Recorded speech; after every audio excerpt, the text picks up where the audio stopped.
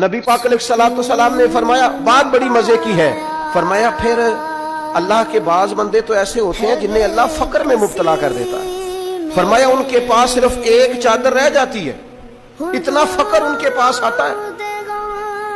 लेकिन जो हदीस के आखिरी लफ्ज है ना, वो वजद वाले हैं, वो वजद वाले हैं, वो सुरूर वाले हैं। नबी पाक अलैहिस्सलाम ने फरमाया उन लोगों पर दुख आते हैं पर कुर्बान होने को जी चाहता है। इन लफ्जों पर हुजूर फरमाने लगे, वो रब की तरफ से आने वाले दुख पर भी इस तरह राजी होते हैं जिस तरह तुम में से कोई राहत मिलने पर राजी होता है। सुकून वाली चीज मिलने पर जिस तरह तुम राजी होते हो, इस तरह वो दुखों पर भी राजी होते हैं।